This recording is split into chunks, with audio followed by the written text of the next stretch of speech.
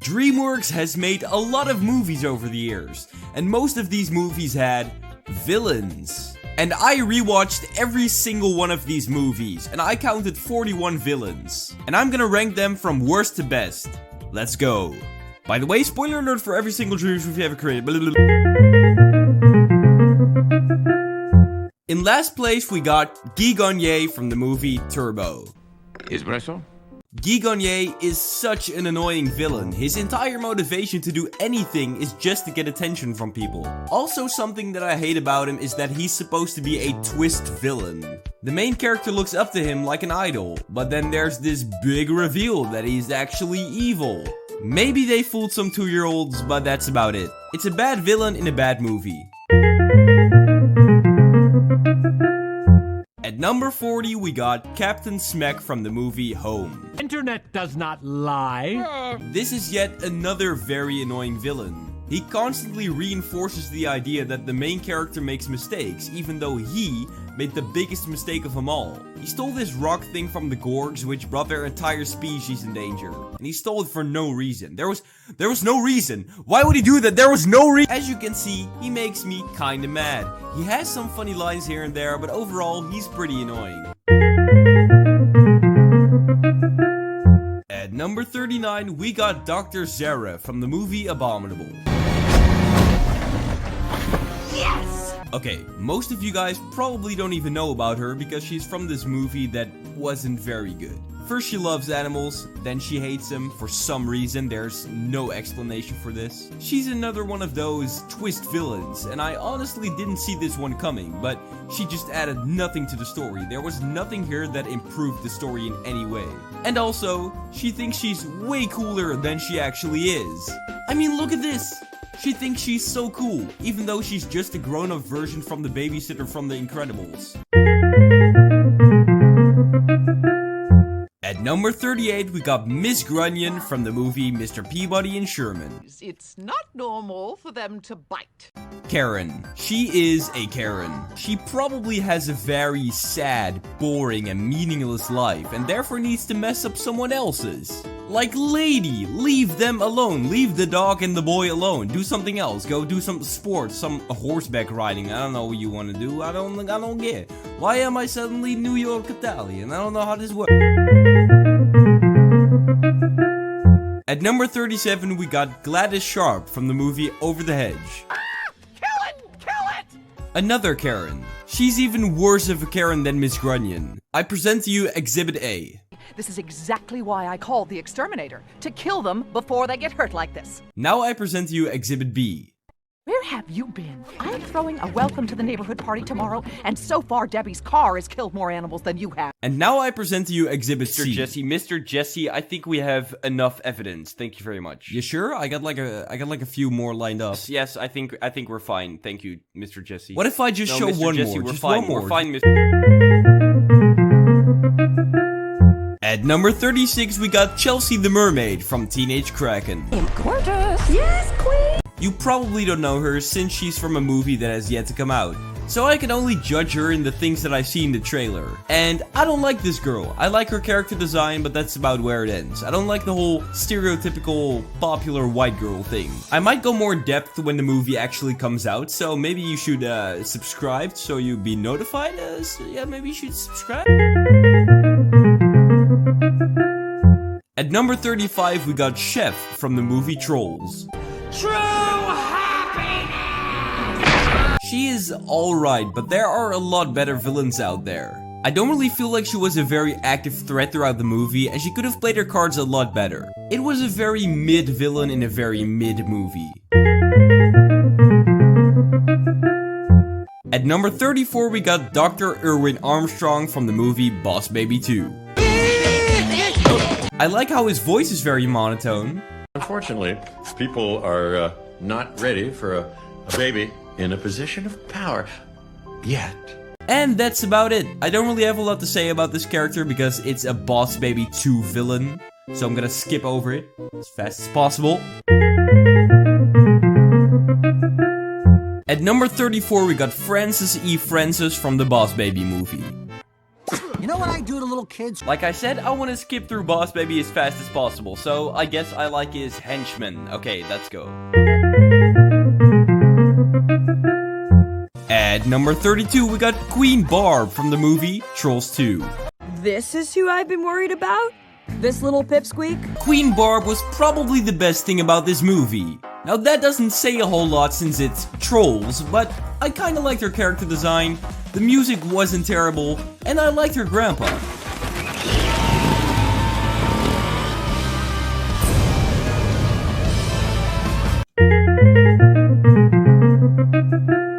At number 31, we got Prince Charming from the movie Shrek 3. Maybe not, honey lamb. I will slice this thing up like a ham. Prince Charming is a good idea of a villain. The one that is supposed to save the day is actually the evil one. But it just makes me mad how bad of a villain he is in this movie. He's just so incompetent. I mean, just look at this. Look at this. He missed. How do you miss that? How? At number 30, we got Nana from Madagascar. Hey, did you How do you like that? This grandma is a savage.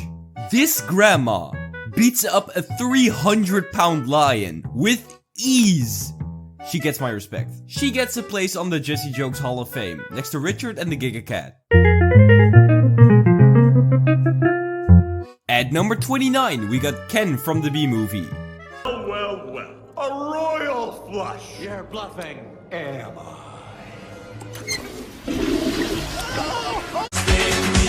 Even though Ken was a bit of an a-hole, he was the only sane person. Because he is the only one that questions why bees can talk in the first place. I mean, just everyone in this movie is talking to bees and going to court with bees. Why is nobody questioning anything? Why do we exist? Well, also, he kinda sounds like Joe Swanson, so I'm now gonna do my Joe Swanson impression. Hey, bitch. At number 28, we got Galaxar from the movie Monsters vs. Aliens.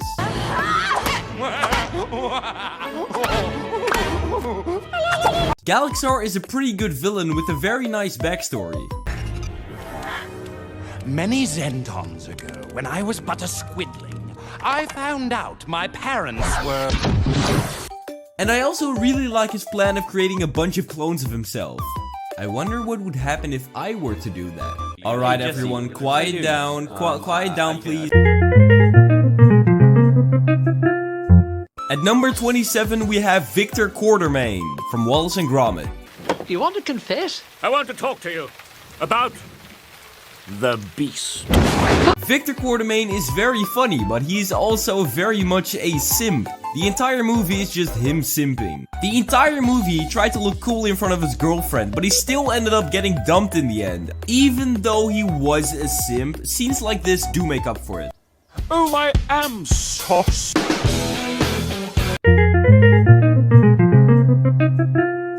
At number 26 we have Dave from the Penguins of Madagascar. I am Dave! This villain is just one giant joke, but it works. It works. Like the fact that he devoted his entire life to getting revenge, but they have no idea who he is. Or like the infamous FaceTime scene. Dave! He hacked into our system. Where's the sound? Dave, your microphone, it's not on. Click on the button with the picture. Dave is just everything the Boss Baby villains want to be. At number 25, we have Professor Marmalade from The Bad Guys. Well, so you finally get it. I have to give props to this little guy, since the way he used people's perception of the bad guys being wolves and sharks, and the little guinea pig being innocent is just mwah, chef's kiss, just mwah. But there is one thing that really annoyed me about him, and that's something that a lot of villains do, and that's explaining his entire plan. Which, why do so many villains do this? It's the most stupid thing. Like, why would you do that? There's no, what? At number 24, we have Eris from Sinbad. And you are? Eris, the goddess of discord. She is the goddess of Discord.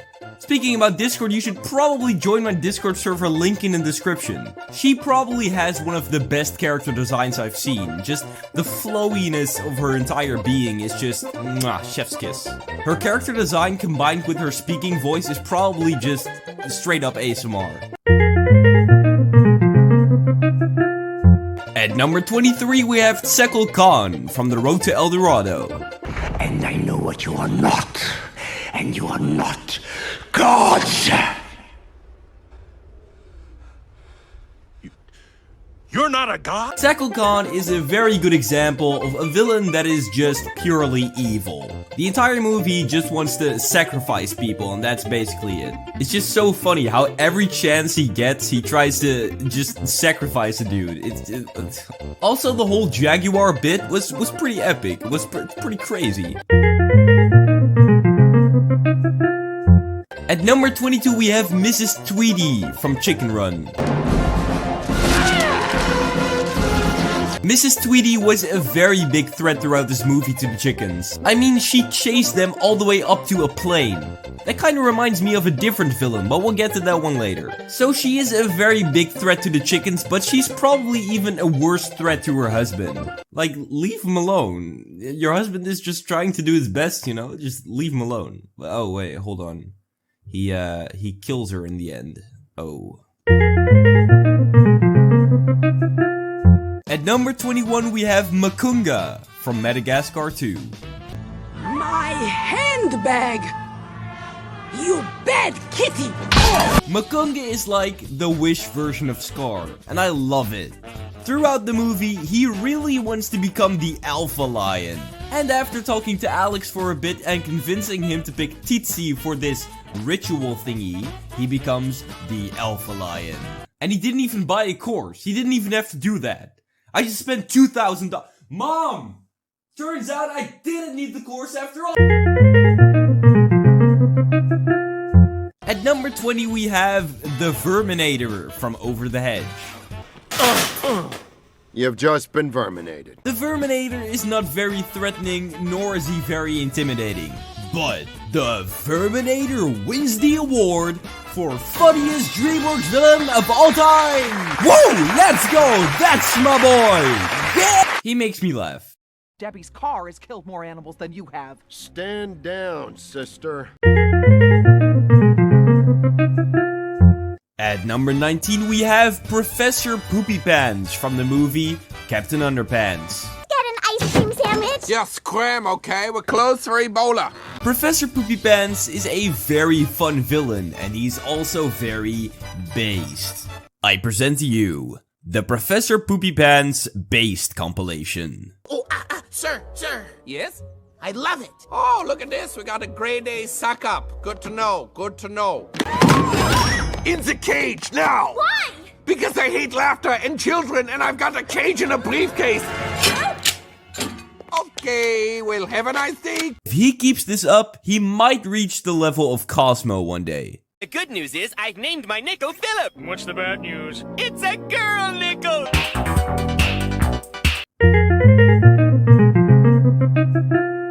At number 18 we have Humpty Dumpty from the movie Puss in Boots.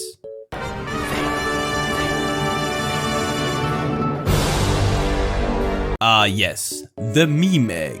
I like that the movie felt like a really close calling adventure, only to find out that it was all part of Humpty's plan to take revenge on Puss. I really like how we got to see a lot of his backstory, but you know how I am on twist villains. I don't like twist villains because I want to enjoy the villain for the entire movie. So even though he was a very good villain, he's still a twist villain. Also, his sacrifice in the end was just absolutely beautiful. At number 17 we have Goldie and the Bears from Puss in Boots 2. Just give us the map. And throw in a dozen points. Eh? Ooh, have you got any savoury pies? What? Yeah, what flavours you got? No. Since Goldie and the Bears are British, I shall now do this British accent. So grab your bottle of water, courgette and candy floss and let's get into Goldie and the Bears. They're very fun on screen and I love how— okay, I'm not doing this. I'm really happy that they stuck with the original character traits from the fairy tale. And whoever decided to make them British should be promoted because it just works way too well. But I'm not quite sure if they're really villains, since they don't do anything that's that villainous. I don't know, leave a comment below on what you think. So they may not be villains, but these two definitely are. We'll get to those two later. At number 16 we have Drago Bloodfist from the movie How to Train Your Dragon 2. He screams a lot. Drago was a pretty intimidating villain. I mean, he wanted to build an army of dragons. That's freaking terrifying. But he didn't plan it very well. He is only intimidating when it comes to pure strength. Otherwise, he is just a caveman brain. But he gets some bonus points for this scene. At number 15, we have General Mandible from the movie Ants. You're crazy.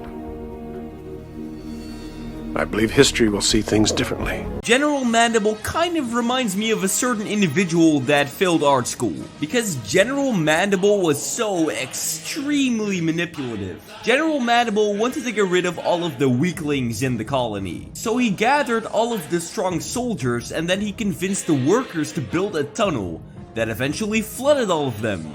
Unfortunately for my main man Mandible, this did not work out and he eventually fell to his death. Did I mention that he's also the first DreamWorks villain ever? So everyone just give him a hand. Give him a hand, let's go. Let's go, give it up for Mr. Man. At number 14 we have Lord Farquaad from the movie Shrek. Perfect. Lord Farquaad was the first ever DreamWorks villain meme. You know, the E meme, which has been dead for like 4 years now. Lord Farquaad is also pretty funny, but I don't like that he's yet another simp. Also, he's not really that much of a threat. I mean, just look at Shrek and then look at him. That's not a fair fight, but he gets a couple bonus points for being the first ever Shrek villain. At number 13 we have the Toad from Flushed Away. Huzzah! A man of quality! I'm pretty sure he doesn't even have a name, I think it's just the Toad. But anyway, the Toad is amazing. He's both threatening, he is funny, and he is British. And his henchmen are the absolute best. I mean, these two guys are good, but these French frogs are just next level. Okay, men, to action! We surrender! No, not that one, you idiots! The Kung Fu thing!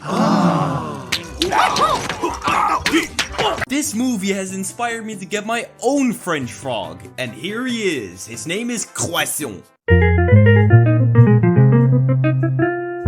And speaking of the French, at number 12 we have Captain Dubois from Madagascar 3.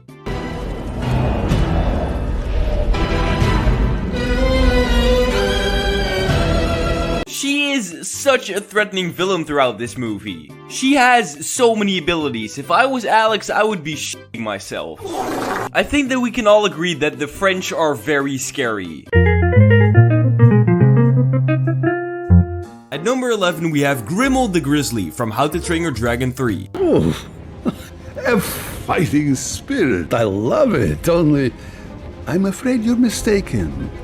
You've never seen anything like me. Grimmel is not a beefy guy like Drago, but he's still very much a threat because he's a bit of a smart boy. There's also this scene where he goes into Hiccup's house and it's just an absolutely great scene. And Grimmel's plan of separating dragons and humans actually kind of works in the end. Because at the end of the movie, everyone said goodbye to their dragons because Hiccup knew that there will always be people like Grimmel out to kill the dragons. So even though Grimmel died, he still had a very large impact on the world. Now that's what I call a villain. Do you agree, Croissant? Ha ha ha, oui oui. At number 10 we have Kai from Kung Fu Panda 3.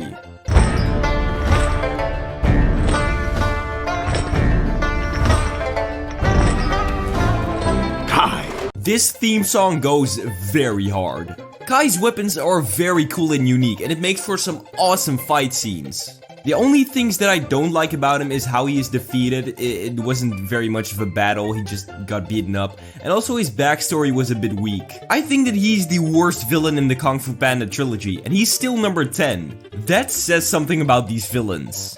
I'm gonna be very mad if they mess it up next year, but I don't think they will. As long as Jack Black's in the movie, that's all I need. At number 9 we have Ramses from The Prince of Egypt. He was a great leader. His hands bore the blood of thousands of children. Ramses is probably the most realistic villain, because he actually existed. The reason why I think that he's a very good villain is because he had to make an impossible decision. Because his brother Moses wanted to free the slaves, and even though deep down he wanted to do that as well, his father taught him that he wasn't allowed to do that because he needs to be a strong pharaoh. And he chose the legacy of his father. He wanted to keep the slaves, and Moses didn't want that. And when Moses ran with the slaves, all Ramses wanted to do was kill everyone. This man really woke up and chose violence. I think that he was a really good villain, and the way movie portrayed Egyptian pharaohs is very accurate.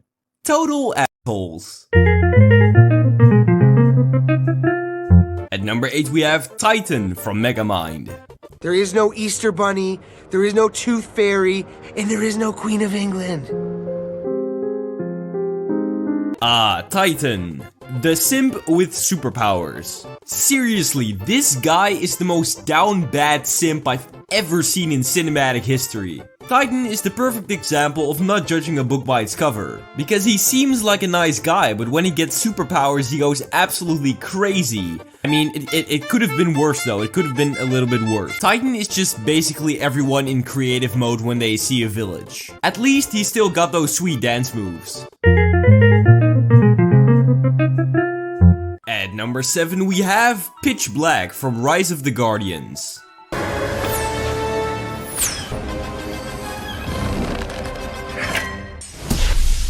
I love this guy's abilities so much. It's kinda like the nanobots from Big Hero 6, but better because they can also give people nightmares. I also love the way how he tries to manipulate Jack Frost into joining him. It was very, very convincing.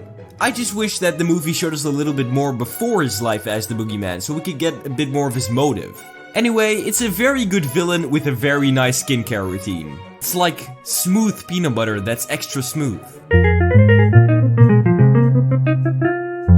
At number 6 we have Jack Horner from Puss in Boots 2. You're not gonna shoot a puppy, are you, Jack? Yeah, in the face. Why? I just love every single second this man is on screen. John Mulaney did a very good job voicing this character.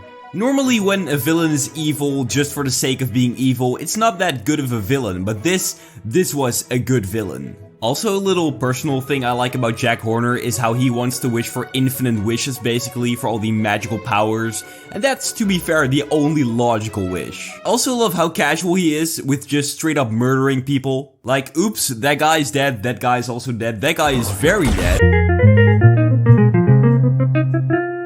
At number 5 we have Tai Lung from Kung Fu Panda. Sheesh. Sheesh. Skadoosh. Tai Lung's escape scene is so extremely good. I mean, it's just a straight up masterpiece. It's better than the friggin' Prison Break escape scene. Come on. Can we just one more time appreciate how good this actually looks, as well as that one bridge scene? Basically every scene he is in is just great. As well as his like blood-curdling scream at the end of that one.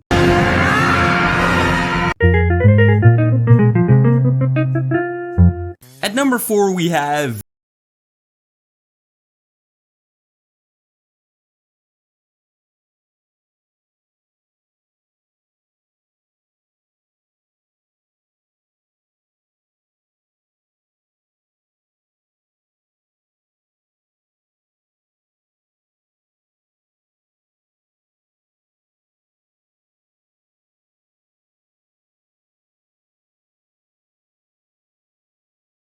like, Jesus fuck. At number 3, with the bronze medal, we have Dream. This little gremlin is amazing. Go on, Jack. Sign it. Go on, Jack. Sign it, Jack. He is funny, yet he is also a really big threat throughout the entire movie. Like, he is chasing the ogres every single second of this movie. And then he eventually catches them with the best bounty hunter there is. the Pied Piper. Like I can just feel the beat running through my veins as we speak. It is powerful. I also like his whole shtick of making deals with people that they come to regret later. He's like the embodiment of this clip. You don't want to make a deal with the devil. Ooh. At number 2, with the silver medal, we have Death from Puss in Boots 2. And I don't mean it metaphorically or rhetorically or poetically or theoretically or in any other fancy way. I'm gay. That's right, he's not number 1. I feel like a lot of you thought that I was gonna put him on number 1 because the hype has been very large about this guy. Don't get me wrong, he is a good villain, a very good villain even, but he is just not the number 1. I like his character design a lot, and the weapons are very cool, as well as the whistle. The whistle is just bone-chilling. Like just imagine that you went to the bathroom at like 3 AM and you suddenly heard this. He's also in so many hidden Easter eggs, it's crazy. But if you like him so much, then why isn't he number 1? Well, that's because I have some questions. For instance, what is his backstory? Is he immortal? And... sorry, that's the... I just know too little about him to put him on number 1. Please don't be mad at me, you Puss in Boots 2 fans. Please, no, leave, no!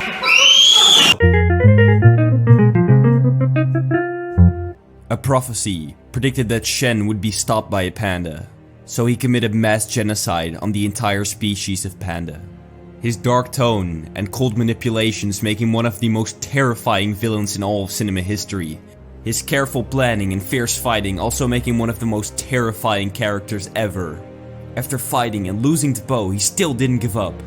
But it was only seconds later when Shen accepted his inevitable death. Anyway guys, be sure to hit that like and subscribe button and I'll see you guys in the next ranking. Yeah!